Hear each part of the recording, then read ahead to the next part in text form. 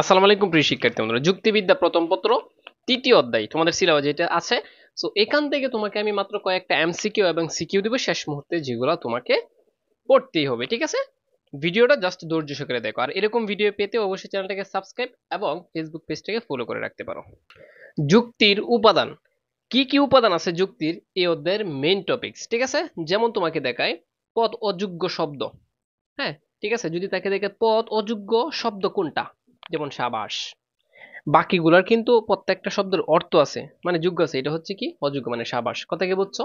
আচ্ছা, কোন শব্দ, মানে কোন শব্দ যুক্তি বাক্যের বিধেয় হিসেবে ব্যবহৃত হলে তাকে কি বলা হয়? তাকে বলা হয় পদ। পদ কি বুঝছো সবাই? পদ।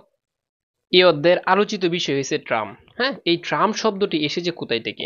হ্যাঁ, টার্মিনাস থেকে। আর টার্মিনাস শব্দটি কোন ভাষা থেকে আবার এসেছে? এটা হচ্ছে ল্যাটিন থেকে। কথা কি বুঝছো? এই যে দেখো, পদ অযোগ্য, একে আসতেই পারে, মানে আসতেই পারে। আমি তোমাদেরকে একটু টেকনিকে বলাই যে অযোগ্য শব্দ কোনগুলো হবে, বাহ, আহা, সাবাস, ঠিক আছে, ও, এগুলো থাকলেই এগুলো হচ্ছে কি, মানে পদ অযোগ্য শব্দ। কথা কি বুঝছো সবাই? বাংলাদেশ ফুটবল দল, হ্যাঁ, কোন পথ নির্দেশ করে? আচ্ছা, বাংলাদেশ ফুটবল দলে কি একজন খেলে না অনেকজন মানুষ খেলে? সমষ্টিবাচক, এই জন্য। কথা কি বুঝছো? মানে অনেকেই খেলে এই কারণে। এরপরে দেখো তোমরা, যদি বলা হয় যে কোন পদের ক্ষেত্রে বিধেয় প্রচুর্য, এটা হচ্ছে কি শ্রেণীবাচক, বিভিন্ন শ্রেণীর হতে হবে। টার্মিনাস শব্দের অর্থ কি? এই টার্মিনাস শব্দের অর্থ হচ্ছে কি প্রান্ত, মানে প্রান্ত বা কিনার। কথা কি বুঝছো সবাই? আচ্ছা, এই যে দেখো, পদের ইংরেজি প্রতিশব্দ কি? আমি প্রথমে বলছিলাম এই অধ্যায়ের মেইন টপিক হয়েছে ট্রাম। বাস, এতটুকু পড়লেই হবে এখান থেকে। আচ্ছা, যুক্তির মূল আলোচ্য বিষয় কি? যুক্তির মূল আলোচ্য বিষয় আসছে মূলত কি অনুমান থেকে। ধারণা কত প্রকার? ধারণা দুই প্রকার। ধারণা কত প্রকার? দুই প্রকার। এই ফুলটি হয় লাল, বাক্যটিতে এই ফুলটি হচ্ছে কি? এই ফুলটি হচ্ছে পদ। এই মানুষটি হয় ভালো, এই বাক্যে এই মানুষটি হচ্ছে কি পদ। কথা কি বুঝছো? এরকম সিস্টেমে থাকবে। তোমাদেরকে একটা টেকনিক শিখিয়ে দেই। যুক্তি বাক্য কথা থাকলেই, হ্যাঁ, কোথায় ব্যবহৃত শব্দগুলো পদ হয় আমি বলি। উদ্দেশ্য থাকবে আর হচ্ছে বিধেয় থাকবে। মানে যুক্তি বাক্যের সাথে সম্পর্কিত দুইটার জিনিস, একটা হচ্ছে কি উদ্দেশ্য আর হচ্ছে বিধেয়। তার মানে উদ্দেশ্য আর বিধেয় হচ্ছে যুক্তি বাক্য। কথা কি বুঝছো সবাই? আবার যদি বলি যে পদে কি কি থাকবে, এই যে উদ্দেশ্য আর কি বিধেয় থাকবে। উদ্দেশ্য আর কি, মানে এটাকে ইংলিশে বলে সাবজেক্ট আর হচ্ছে প্রিডিকেট। সাবজেক্ট আর কি প্রিডিকেট। এই যে দেখো, এখান থেকে এটা বোঝো, টার্মিনাস, এটার ভিতরে কি আছে? হ্যাঁ, এটার ভিতরে প্রান্ত আছে আর কি আছে? সীমা আছে। চিহ্ন হবে না, উত্তর হচ্ছে প্রথম দুইটা। কথা কি বুঝছো? যেমন আমি একটা উদাহরণ সহকারে বুঝাই তোমাকে, দেখো, আঙ্গুর হয় টক। তাহলে আঙ্গুর হচ্ছে এখানে কি জানো, মানে এখানে এই বাক্যের উদ্দেশ্য হচ্ছে আঙ্গুর, ঠিক আছে, এটা উদ্দেশ্য, আর ওইটা হচ্ছে বিধেয়, ঠিক আছে। তার মানে এই যে দেখো, এখানে কি বলছে, উক্ত বাক্যটিতে বিধেয় হচ্ছে কি এই যে টক, টক জিনিসটা পরেরটা আর কি, এটা তো ভার্ব। বাস, বুঝছো কি সবাই? যুক্তি বাক্যে যদি উদ্দেশ্য আর বিধেয় কোনো কথা পাও, তাহলেই পদ। যুক্তি বাক্যে উদ্দেশ্য আর কি বিধেয় কথা থাকলেই পদ। কথা কি বলছে? এটা কিন্তু সেকেন্ড পার্টের মতো, বাংলা সেকেন্ড পার্টের মতো। শেষ মুহূর্তে যেগুলো ইম্পর্টেন্ট, জাস্ট এগুলো তোমাকে দিচ্ছি, জাস্ট দেখে যাও। আমি বলবো না 100% কমন পড়বে, তুমি যে একটু দেখে যাও, ঠিক আছে? যুক্তি বাক্য, মানে যুক্তিবিদ্যায় শব্দ কত প্রকার? শব্দ শব্দ শব্দ বললে হচ্ছে তিন প্রকার। শব্দ কত প্রকার? শব্দ তিন প্রকার। শব্দ কত প্রকার? তিন প্রকার। এটা অনেকবার আসছে, কিন্তু এটা পড়তে হবে তোমাকে। শব্দ কত প্রকার? তিন প্রকার। এরপরে তোমাদের যে বিষয়টা থেকে আসতে পারে যাতার্থ, যেমন হচ্ছে দেখো, মানুষের যাতার্থ থাকে, যে দেখো, মানুষ পদের যাতার্থ কি, ছাত্র পদের যাতার্থ কোনগুলা, ঠিক আছে, মানুষের যাতার্থ কোনগুলা, বাস এগুলো একটু বুঝো। পদের যাতার্থ বলতে কি বোঝায়? পদের যাতার্থ বলতে হচ্ছে কি থাকবে, গুণের দিক, মানে গুণের কোনো একটা কি দিক থাকবে। এখন বুঝাই যে মানুষ সব পদের যাতার্থ যদি তোমাকে বলে, তখন বলে রাখবা যে মানুষের কি বুদ্ধিবৃত্তি, মানে জীববৃত্তি থাকবে আর হচ্ছে বুদ্ধিবৃত্তি থাকবে। শেষে কি বৃত্তি কথাটা থাকবে, ঠিক আছে। এরপরে দেখো, ছাত্র, এর যাতার্থ মানে ছাত্রত্ব থাকবে শেষে। শেষে কি থাকবে? ছাত্রত্ব। তার মানে উত্তর হচ্ছে এটা। পাস কাছে। এরপরে হচ্ছে এই যে মানুষের কি বলছি, এই যে দেখো, হুম, জীববৃত্তি থাকবে আর কি বুদ্ধিবৃত্তি থাকবে। কথা কি বুঝছো সবাই?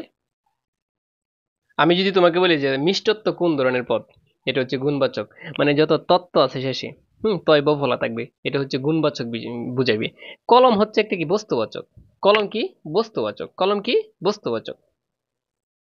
আচ্ছা, যদি বলি হলুদ, অহলুদ, এটা হচ্ছে কি বুঝাচ্ছে? বিরুদ্ধ, বিরুদ্ধ বিপরীত, ঠিক না? যদি বলি সমষ্টি, তাহলে সমষ্টিবাচক কোনগুলো হতে পারে?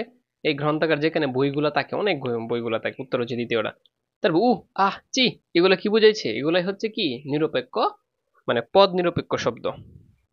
এই যে গ্রন্থাগার বা পাঠাগার সমষ্টি, সমষ্টিবাচক পদ, সমষ্টিবাচক। উত্তম আর অদম, ঠিক আছে, ভালো মন্দ, এটা কি বিপরীত না? উত্তম অদম বিপরীত। আমি জানি তোমরা লং ভিডিও দেখবা না, তাই শেষ মুহূর্তে যেগুলা মোস্ট ইম্পর্টেন্ট জাস্ট এগুলা দিচ্ছে। এই যে দেখো 213 নং, এটা দেখো একটু। যেমন এই যে সূত্রটা, এইগুলা সূত্র যে আবিষ্কার করছে কোন যুক্তিবিদ? সুইন বার্ন। সুইন বার্নে ওইগুলা আবিষ্কার করছে বা প্রণয়ন করছে, ঠিক আছে। দেখো বাক্য কিছু রূপান্তর থেকে আসতে পারে। যেমন তোমাদেরকে আমি যদি বলি এখন গ্রীষ্মকাল, এখন গ্রীষ্মকাল, এই বাক্যটির যৌগিক বা যৌক্তিক যৌক্তিক রূপ কোনটা? এখন টেকনিকে বলে দিই, মনে রাখবা জাস্ট হয় কোনটাতে আছে, হয়, ঠিক আছে। যেমন ঋতুটি হয় গ্রীষ্ম, একই কথা। যেমন সকল আম মিষ্টি হয়, তাহলে এটা কি? মানে কিছু আম মিষ্টি নয়, এটা দ্বারা বোঝাচ্ছে কি সকল আমই বোঝাচ্ছে। এই সিস্টেমে থাকতে পারে, কথা কি বলছো? এরপর এটা তোমাদেরকে আমি দেখাই, এই যে যে দেখো সকল গোলাপ হয় সুন্দর, তাহলে এটা দ্বারা কি বুঝাইছি? কিছু কিছু সুন্দর বস্তু হয় গোলাপ। এগুলো থেকে একটা এমসিকিউ থাকবেই থাকবে। এই যে দেখো এটা, দেখছো উত্তরটা কি? মানে বলছে ফুল সুন্দর, হ্যাঁ এটা কি হবে দেখো, সকল ফুল হয় সুন্দর, কথা কি বুঝছো? যদি তোমাকে বলে পরিমাণ অনুসারে যুক্তিবাক্য কত প্রকার, তখন দিবা দুই প্রকার, পরিমাণ অনুসারে। আর যদি তোমাকে বলে যে পরিমাণও আছে গুণও আছে, তখন কত প্রকার? তখন ভাববা হচ্ছে চার প্রকার, ঠিক আছে। এই যে দেখো গুণ ও পরিমাপের যুক্ত ভিত্তিতে যুক্তিবাক্য কত প্রকার? চার প্রকার, কথা কি বুঝছো সবাই? এই প্রকারটা একটু ভালো করে শিখে নিবা। দুটি ধারণার মধ্যে, ঠিক আছে, সম্পর্কের যে মানসিক প্রক্রিয়া তাকে বলা হয় কি? অবধারণা হবে, অবধারণা হবে এটা, অবধারণা বলে। সো দুটি ধারণার সম্পর্কের নাম কি? কি বলছিলাম তোমাদেরকে? এটা মোস্ট ইম্পর্টেন্ট, মোস্ট ইম্পর্টেন্ট। এখানে অনেক জায়গায় পাবা অবধারণ অথবা অবধারণ, একই কথা, কথা কি বুঝছো? আচ্ছা, কোন ধরনের বাক্য যুক্তি বাক্য? মানে কোন বাক্যগুলা বিবৃতিমূলক, যেটা হচ্ছে মানে এই যে অ্যাসার্টিভ সেন্টেন্স বলা হয় যেটাকে। এই অধ্যায় থেকে জ্ঞানমূলক আর অনুধাবন যেগুলো পড়বা 100% কমন পড়তে পারে, জাস্ট দেখে নাও পদ কি, এটা পড়বা, ঠিক আছে। আমি বলছিলাম যুক্তি বাক্য উদ্দেশ্য আর বিধেয়, উদ্দেশ্য আর বিধেয় থাকলে এটাই পদ, মনে আছে তোমাদের? এরপরে হচ্ছে যুক্তি বাক্য কি, যুক্তি বাক্য কি এটা পড়বা, এই দুইটা পড়বা, ঠিক আছে। একটা যুক্তি বাক্যের কয়টা অংশ থাকে? তিনটা অংশ থাকে। কয়টা অংশ থাকে? তিনটা অংশ থাকে, সুন্দর করে পড়বা এই তিনটা। এরপরে দেখো টার্মিনাস শব্দের অর্থ কি? সীমা বা প্রান্ত, ঠিক আছে, এটা পড়বা। এরপরে যুক্তিবিদ্যায় শব্দ কত প্রকার? শব্দ হচ্ছে তিন প্রকার। শব্দ কত প্রকার? তিন প্রকার। শব্দ কত প্রকার? তিন প্রকার। যুক্তি বাক্য কাকে বলে? এটা 100% ইম্পর্টেন্ট, আসবেই আসবে, বলে দিচ্ছি, ঠিক আছে। এর ব্যাপ্যতা এটা পড়বাই পড়বা, পদের ব্যাপ্যতা। যুক্তি বাক্যের অংশ কয়টা? যুক্তি বাক্যের অংশ কয়টা? ভালো করে পড়ে নেবা, তিনটা অংশ। কয়টা অংশ? তিনটা অংশ। পদ কি? এটা এর আগেও বলছি, যেগুলা দিছি এইগুলা জ্ঞানমূলক, জাস্ট তুমি পড়বা। অনুধাবন মাত্র তোমাকে 2 থেকে 3টা দিচ্ছি। শব্দ কখন পদে পরিণত হয়? এটা পড়বাই। শব্দ কখন পদে পরিণত হয়? পড়বাই। এরপরে হচ্ছে এখান থেকে 22 নংটা পড়বা, ঠিক আছে। এখান থেকে জাস্ট এই দুইটা একটু ভালো করে পড়িও, আর কিছু দিলাম না।